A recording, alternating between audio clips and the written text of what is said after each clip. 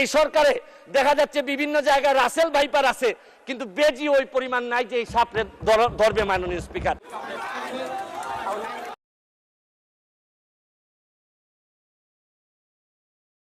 টাকা জনগণের জানার অধিকার আছে। এই সুমন এখন নিরাপত্তাহীনতায় শেরেবাংলানগর থানায় জিডি করেছেন।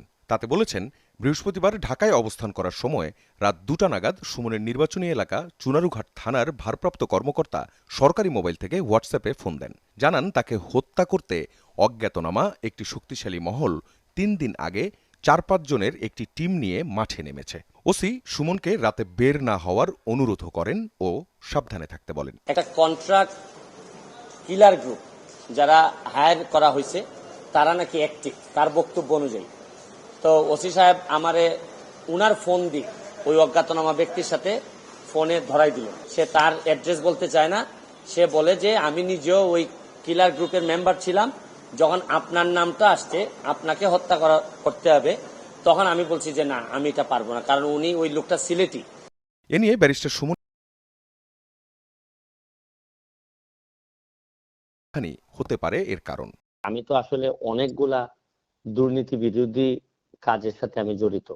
কারো কারো বিরুদ্ধে ব্যক্তিগতভাবেও আমি মামলা করেছি, কারো কারো বিরুদ্ধে আমি সংসদে কথা বলেছি। এটা আসলে একমাত্র পুলিশই আইডেন্টিফাই করতে পারে, বা অন্যান্য এনফোর্সিং এজেন্সি যারা, তারাই বলবে যে আসলে আমার থ্রেটটা কতটুকু। হবিগঞ্জের চুনারুঘাট থানায় এ বিষয়ে ডায়েরি করেছেন ওসি হিল্লোল রায়। বলেছেন, ছায়া তদন্ত চলছে, যে নম্বর থেকে ফোন করা হয়েছিল তা ট্রেস করার চেষ্টা চলছে। ওসি সাহেব যখন জানলেন কোন একটা মারফতে যে আমার একটা লাইফ রিস্ক আছে, তখনই কিন্তু উচিত ছিল যে উনি এসপি সাহেবের সাথে আলাপ করবেন, ডিআইজি সাহেবের সাথে আলাপ করবেন।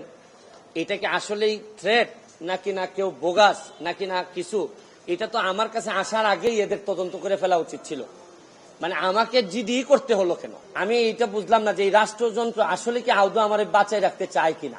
আমরা যে মুহূর্তে জানতে পেরেছি, অর্থাৎ ওসি সাহেবকে একটা আননোন নাম্বার থেকে হোয়াটসঅ্যাপ থেকে ফোন দিয়েছে, সাথে সাথে ওসি সাহেব জিডি করে এমপি মহোদয়ের কাছে গিয়েছে। আমরা এটাকে অত্যন্ত সিনসিয়ারলি নিয়েছি। তো আমরা আশা রাখি যে এটার একটা ভালো ফল পাবে। গতকালকে আমি